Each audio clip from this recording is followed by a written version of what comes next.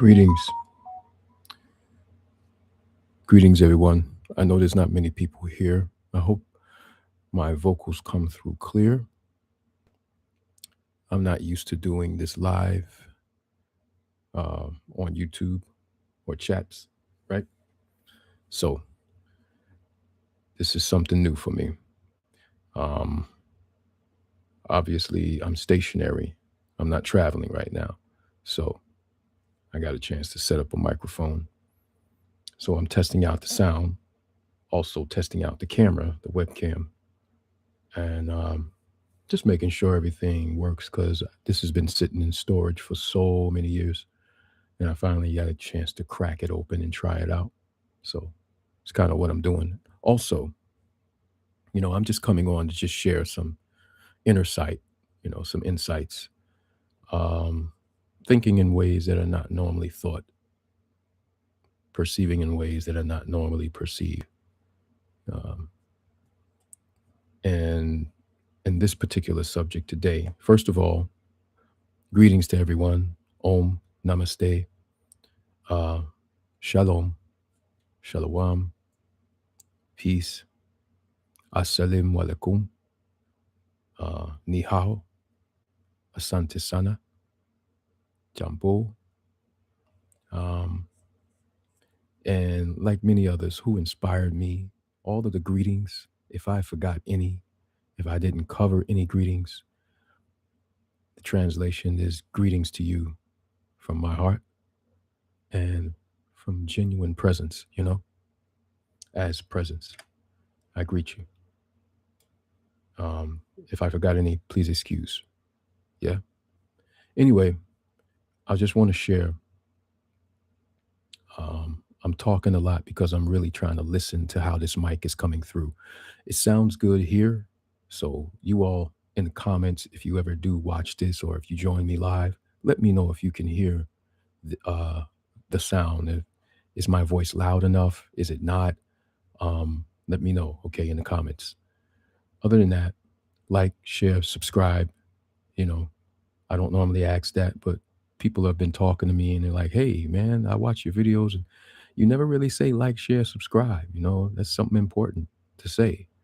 So, um, wasn't even thinking about it like that, honestly. I was just sharing. I come on just to share. But how is it going to be shared if it's not shared? So, you know, feel free to like, share, and describe and subscribe. And not describe, but subscribe. Anyway, let's get to the point, right? Um, I was thinking the other day, and I was also reading um, some particular um, expressions or insights on religion, right?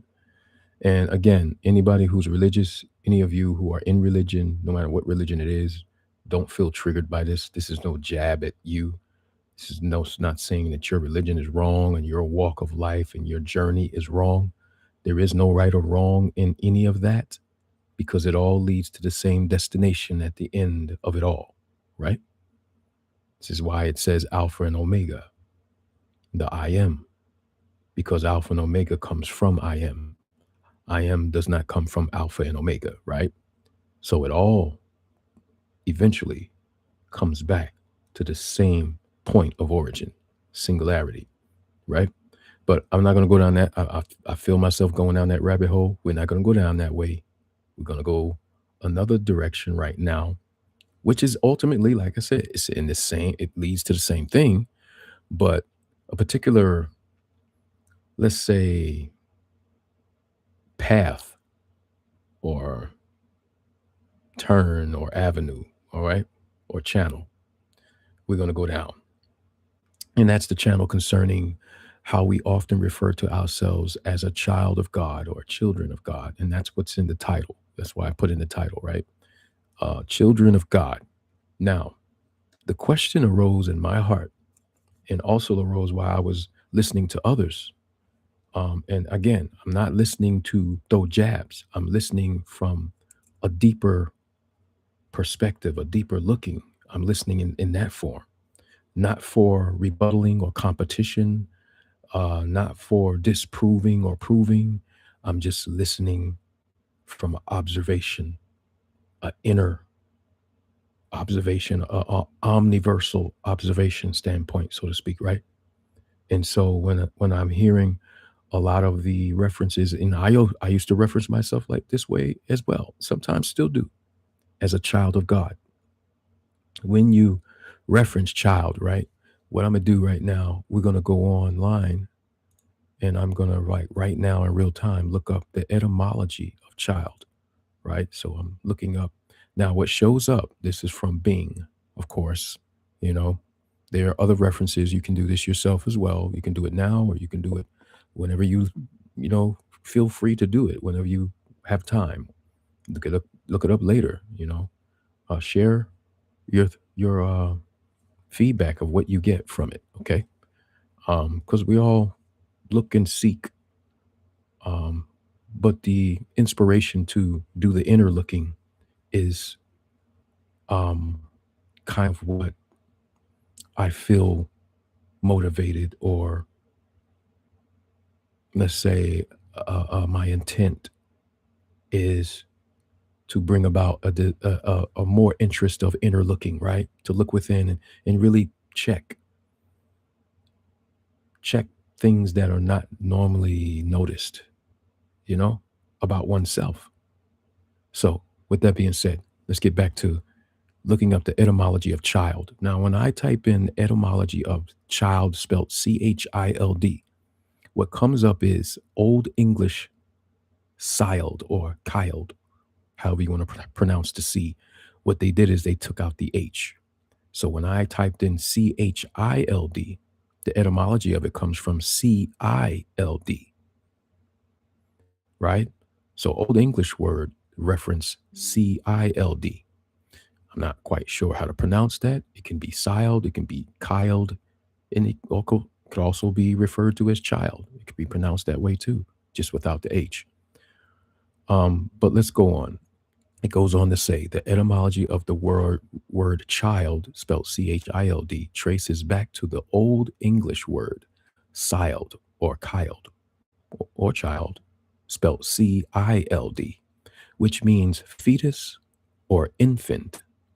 This term is derived from Proto-Germanic reference kilthm, which is KILTHM, and Proto-Indo-European, which is referenced gelt, which is spelled, or gelt, which is spelled GELT, right? And that gelt references the expression of meaning, referring to womb or fetus. So the expressive meaning of gelt or gelt, GELT, refers to womb or fetus. So now we have fetus or infant, and then we have womb or fetus. So far, references of child, right? The word has evolved over time, with its meaning extending from a young person before puberty to include offspring of parents. The term kid, spelled KID, emerged as a more informal alternative to child, first recorded in the 1590s, first recorded in the 1590s, and established in informal usage by the 1840s. So that's what shows up. Just a brief, rough insight. Like you just type it in, etymology of child, and that's one of the first things that pop up, right? Okay.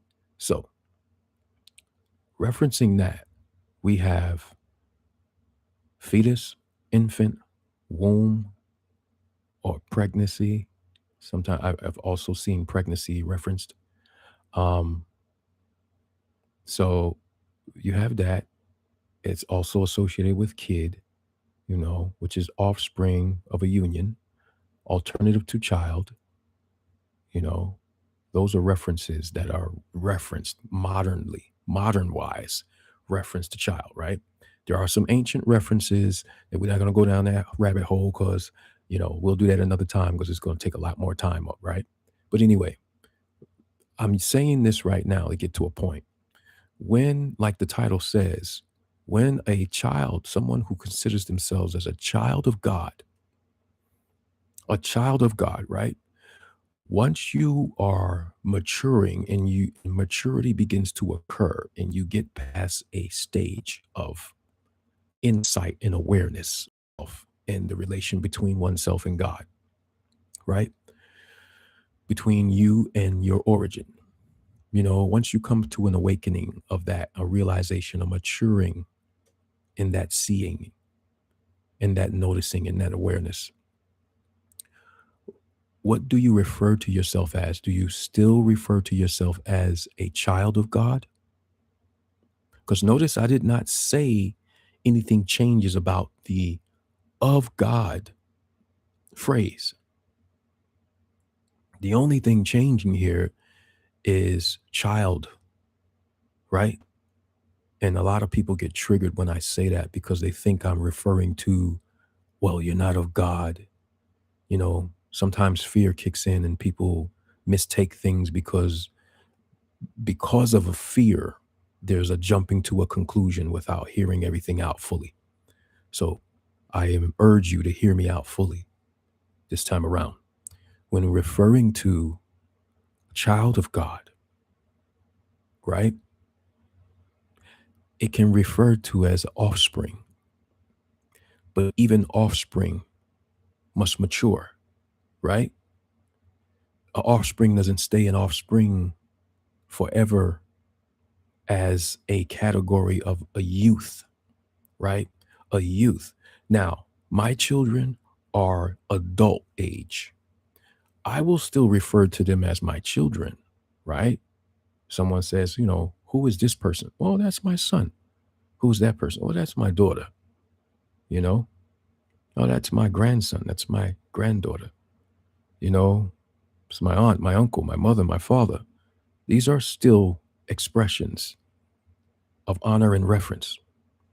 And you can refer to it. There's nothing wrong with that. Referring to yourself as a child to relay honor and reference, or the reference in with the intent of honor included with it or attached to it. Nothing wrong with that. But when it comes to an inner looking, the inner maturity, you can see yourself as based on honor and respect as the child of God and the child of your ancestors. But at some point during your maturity, there has to be the recognition of oneself as oneness, not as a child, but oneness totally, in totality, oneness. I and my Father are one. Pay attention to that phrase. This is the one who is referenced as the Son, is still saying, I and my Father are one. Yes, it doesn't mean that I disrespect my Father because I think I am one with him now. Nobody said anything about disrespect. There's no place for that. No one said anything about dishonor. There's no place for that. This is not referring to uh, a permission to disrespect or dishonor. That's not what's being relayed here. What is being relayed is an urging to look inner, look within, and notice the true presence that you are is one. It's oneness. It is not just an offspring. It is not just a child or a kid or a creation. It is oneness, because even though you may see yourself as a creation of God, what you are occupying is a creation. What you are is oneness that not only is of God, but also is God, because it is what animates you right now. It is what enables you to look at this video or this live and hear and understand. It's what enables you to know that you exist and you can say, I am here, I exist. That which enables that possibility is not only of God, but it is even more so the presence that we refer to as God, you know, it is God as the oneness, no separation, right? And these are things that are not often recognized. This is stuff that's not often expressed and not expressed enough. And so sometimes we can move forward with the notion of a fraction of the whole, and then the totality of it goes unnoticed and unrecognized. That doesn't mean it doesn't exist. It's just unrecognized and unnoticed. And that leaves so much about your true presence, your true self that you are.